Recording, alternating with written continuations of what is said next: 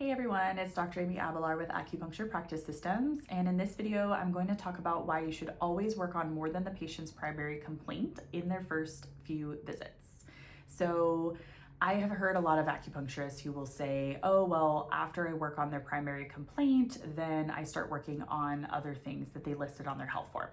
Or I've heard people say that, I don't want to treat too many things at one time and I want to kind of draw out the sessions. So I'll tell people, we'll work on your primary complaint. And then once we've finished tackling that, we'll move on to whatever your secondary complaint is and so on and so forth. And one of the reasons why that strategy doesn't often work is because patients are there for whatever their primary concern is. And if that's what they think acupuncture can do to help, if that's what they think acupuncture can help with, then they're not likely to continue coming back for other things. They're likely to just get their primary complaint resolved and then move on. Especially if you didn't really have a conversation about all of the different other things that you can help them with. So the way that I typically strategize this is I will tell people, we will definitely focus on your primary complaint since I know that's your number one thing you want to focus on right now. I can also add some points in for some of these other things that we're working on, and I'll say whatever it is. So let's say, for example, they're coming in for lower back pain, but their menstrual cycles are horrible for them. I'll say, we're definitely going to focus on the low back pain. I can add, acupuncture is amazing for menstrual cycle regulation and helping with PMS symptoms. So we'll focus on your lower back since that's your primary complaint. I'm also going to add a few points in to help with the menstrual cycles. And then once your lower back pain is resolved, we can focus more heavily on the menstrual cycles if you're interested. But I absolutely add those points in for their menstrual cycles because you and I both know how amazing acupuncture is. And while their lower back pain is getting better, because I'm treating that as the primary focus, the additional points that I've added in to help their menstrual cycles, their next cycle is going to likely be very much improved. Whether it's a little bit or a lot improved, they're going to see a difference, especially when they're going to be looking for it because they know that you have said you're going to be working on this, right? Not that they'll see a difference just because they're looking, but you know what I mean? They're going to be looking at their next cycle because you did tell them you're adding points in for it. Now they've come in, their next cycle has happened, they've had several sessions for their lower back, and maybe their lower back pain is completely gone. But they've now had that next cycle and they have noticed a measurable difference in what their cycle was. So they are stoked to switch to focusing on menstrual cycles and prioritize that. And likely, I see this so many times, when that switch happens, people are like, what else can you do? What else can acupuncture help with? And they're so excited because they found something that helped with their primary complaint, also that helps them with another issue that bothers them regularly, but maybe they never even thought they could get relief from, right? How many women are under the impression that your menstrual cycles is what it is and you're not ever going to be able to get any relief? So now you've made improvement in that for them and they're hooked. They're like, yes, I totally want to work on this. So I do want to make sure I disclaim here. I'm not talking about trying to get people in for extra treatments that they don't need, right? Definitely not what I'm trying to talk about.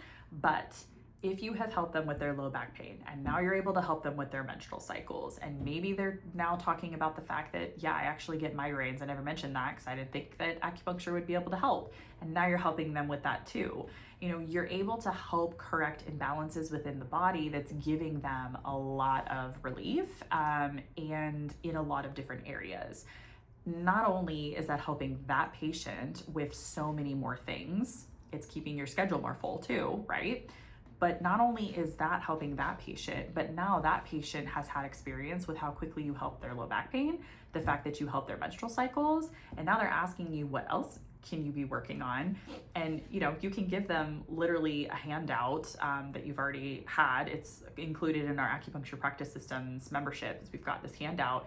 It's like 145 different things that acupuncture helps with, and you can now give that to them. And now they have this as a way to they have this as something to look at and say, oh my gosh, I didn't realize you could help with this, this, and this, because my spouse has this, or my friend from work has this, or, my coworker is always out of work because she's got horrible periods. I should tell her about this. So anyway, point being, there's a lot of reasons for why having people be helped with all of that is beneficial. I'll tell you another example is I have a patient who was originally coming in for shoulder pain, and he had pain in the front part of his shoulder. And he also happens to own a small business and has a lot of stress and a lot of anxiety. And so even though his primary complaint was the shoulder, we talked about the stress, and I said, my same normal pitch. We're definitely going to focus on your right shoulder because that's where your primary complaint is. But I'm also going to add points in, if you're okay with it, I'm going to add points in to help with the anxiety and the stress because, you're here, you might as well. And then we can make some improvement for that as well. And he's like, okay, cool. That sounds great. If you could help with that, that would be wonderful. Never even thought that acupuncture could do that. So he comes in for a few treatments for his shoulder. I'm working on that as the primary. I'm also adding supportive points and working on the anxiety. And he's noticing, not only is he noticing improvement in the shoulder, but he's noticing improvement in his anxiety. He came in the other day for his third treatment. Fourth. His shoulder is no longer bothering him. I asked him about that, how his shoulder had been, and he was like, oh. He's like, yeah, actually, I haven't had any problems this last week. He's like, kind of forgot that I was coming in here for that. And so he's like, I think more about me coming in for the anxiety and the stress more than anything at this point.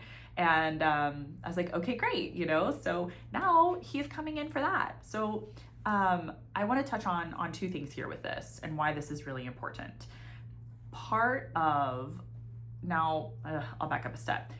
Because he originally was coming in for his shoulder, if all I did was treat his shoulder, and then I thought, oh, well, I'll help him with his anxiety after that, he hasn't had any experience with me working on his anxiety. He hasn't noticed the benefit from that yet. So what if he goes, oh, you know what? I actually don't notice my shoulder anymore. I'm going to cancel my next acupuncture appointment because I don't need it anymore.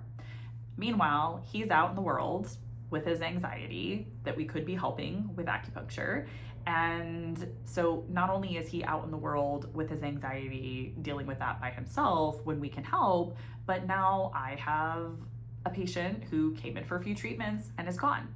So there's two pieces to that, right? Yes, is it beneficial to me financially and beneficial to my business for me to have educated him on the benefits of acupuncture for anxiety and to have him coming in as a patient? Yes, financially benefiting me 100%. But he is also getting benefit. He's getting benefit because we're working on something that if I hadn't even mentioned it at all, he might not know that it's going to be helpful. And now he's out in the world and dealing with it on his own when he could be getting some help for it in a very holistic way. So it absolutely benefits your patients to educate them on what else you can help with. And again, highly recommend talking about it with your patients ahead of time so that they know that you can help them with these other things, and making sure you're starting to give them treatment for that while you're working on their main concern so that they're noticing the benefits, which draws them to want to know what else can acupuncture help with. And because again, we can help with so many different things, it just gives more opportunity for us to fully help these patients, and it gives more opportunity for them to know what acupuncture can do and for them to then spread that word to somebody else. Because now if he's talking to another business owner friend of his, maybe that business owner friend doesn't have any shoulder pain, but he also has anxiety. He can say, hey, you know what? I've been doing acupuncture and it has dramatically helped me. Versus if he hadn't been helped by that and he didn't know that acupuncture could help with anxiety, that other person wouldn't have necessarily known that either, right? So, your patients are in there, give them the most benefit that you can. And one of the ways you can do that is by educating them on what else you can help. And then again, those patients are major word of mouth resources, right? They are going to want to go tell somebody else that they might be able to get help from acupuncture, but they can't do that if they don't know what it does, right? So that's my tip for today.